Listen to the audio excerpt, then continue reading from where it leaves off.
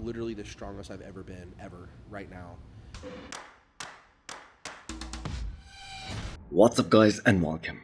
You are watching Fazi Fitness. So guys, channel membership is now live. Link is in the description and the first comment. Do check it out. That would really help support the channel. So let's start this video with the biggest news of today in the world of bodybuilding. So the official men's open list for this upcoming FIBA Germany that is now out. And if you are a fan of Sergio Oliva Jr. or Sazan Hireti, then I'm afraid to report that Andrew's name that is also in that list. So there goes the chances of these two guys who are hoping to earn their Olympia spot at this show. So this is kind of a masterstroke by Andrew Jacked, since the man is already in a great shape after doing this past Arnold, and he did not take any breaks after that show. He kept his foot on the gas, and in every single one of his YouTube videos post Arnold this year, the man just kept on hinting that he will be ready to jump into an earlier show if he feels like it. Still doing my recovery, and so that it can be easier for me to make a switch when I decide to do something earlier. And he's gonna secure his Olympia spot very early in the season. And the thing is, his aim, that is to fight for the Olympia title. And if he wants to do that, he needs to have another long off season, the same way he did last year when he skipped the Arnold and he came back with some tremendous improvements at Texas Pro last year. So this isn't a disrespect towards Sergio or either Sazan Hireti that they just cannot win this show now. Because fact of the matter is, Andrew Jacked is just in a league of his own. And another fact is that he doesn't even have to be 100% to win this show. His structure is so damn outrageous. Plus the improvements that Andrew made for this past Arnold, especially in those side shots, they were so insane. And who knows, he might bring an even better condition here at FIBA Germany compared to what we saw at the Arnold this year because of those extra few weeks of dieting. So after this show, Andrew Jacked will be done with his Olympia qualification and he can enjoy a few weeks of downtime afterwards, and then he can just get back to work all fresh. So this decision from him makes a lot of sense, and once again that proves that there will be no easy Olympia qualification this year. So is there a big name that is missing from this official list? Yes, James Hollingshead's name.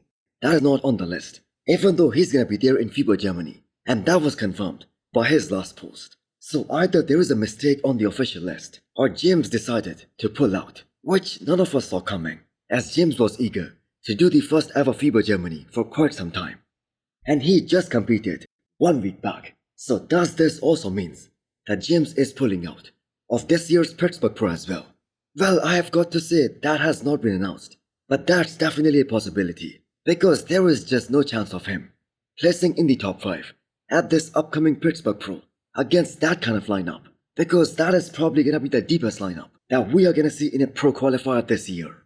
Now all that being said, Sergio Oliva Jr., who is making his comeback, he got exactly what he wanted, what he was asking for.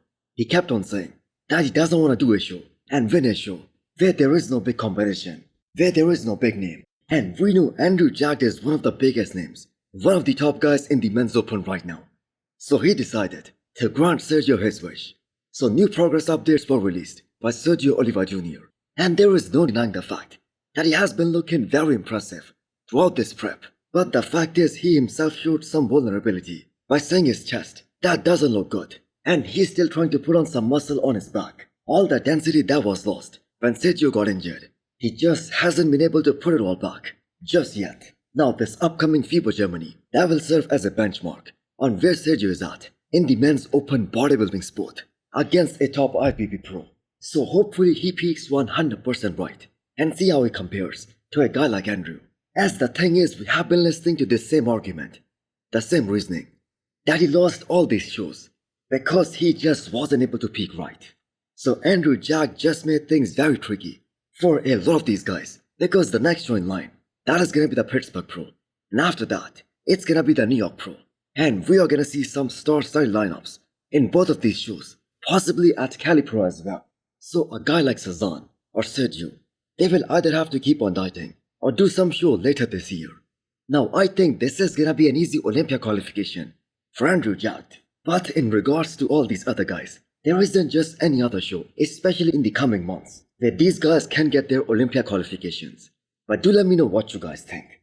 Guys, we have a limited time offer. If you buy any flavor of Bloodshot, you are gonna get a free Dying Breed t-shirt. The discount code is on the screen right now and use the code Fazi10 to get 10% extra discount. Next up, we have an update from 2025 Arnold champion, Derek Lansford. So it kind of seems like that he's fully enjoying this prep, and we know what Derek is trying to do here. Something very historic. He won the Arnold, against all the odds, against all the predictions, because we had the reigning Miss Olympia here. Now before the Olympia this year, he's also trying to be the first ever Pittsburgh Pro champion, and he himself said that if everything goes according to the plan, he's gonna end the season, this year, with the biggest title of the year, and that is by reclaiming his Olympia title, and be the second only man to have lost the title and then win it back again, after Jay Cutler.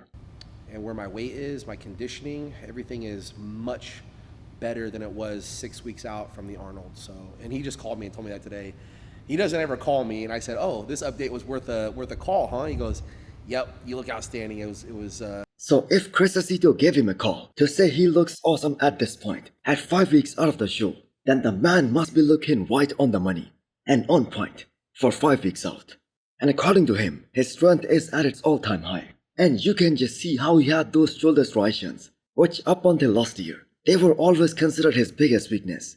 But it is no longer a weak point, or at the very least, not that big of a weak point as it was in the past. And the way he showed up at this past Arnold, that was just superb. I'd like to think that I might even be a couple pounds heavier at the next show. And even if I'm the same weight, I'll be more dense. I've never seen you look like this. Yeah.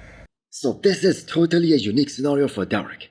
He's going from one prep to another, using the rebound phase, and the plan for Pittsburgh, that isn't to duplicate the Arnold Ohio look. The plan is to beat that look and present something even better, which, if we are being totally honest, that is gonna be one hell of a difficult task. The history has shown us that even some of the most consistent bodybuilders, and that too of all time, for instance, off the top of my head, Hadi Chopin, even he was unable to bring the Arnold Ohio look to the Olympia stage last year, and it took him 7 years to beat his previous best, and that was at Van Pro back in 2019. But if Derek does beat that, it's gonna be completely lights out.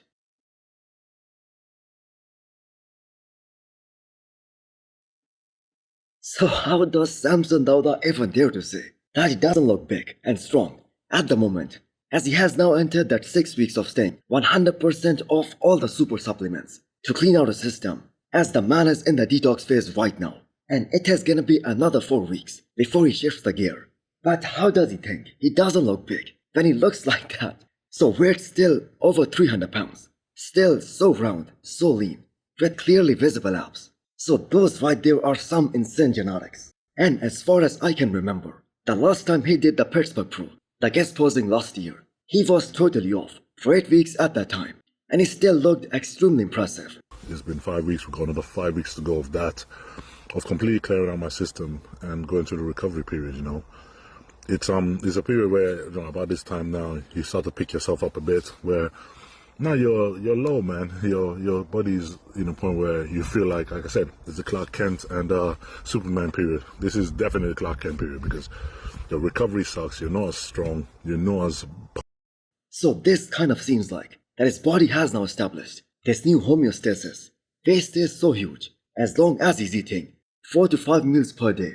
So like I just mentioned, there is gonna be another 4 weeks of him staying off gear completely and slowly trying to build up that training intensity, as he's gonna be switching gears for the off season, probably in the first half of May.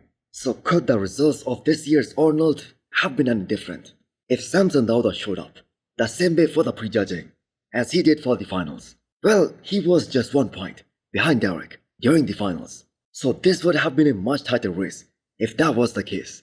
Now Samson Dauda was probably the same for the Arnold finals as he was for the Olympia last year, which he won, which only means one thing: the judges wanna see him unlock a new level of conditioning for this year's Miss Olympia. Now he's after all the reigning champion, so he's still the favorite to defend his title. But do let me know what you guys think. Can Samson Dauda win 2 in a row? And also hit the thumbs up button if you liked the video, and smash the subscribe button if you wanna come back for more. Thanks for watching.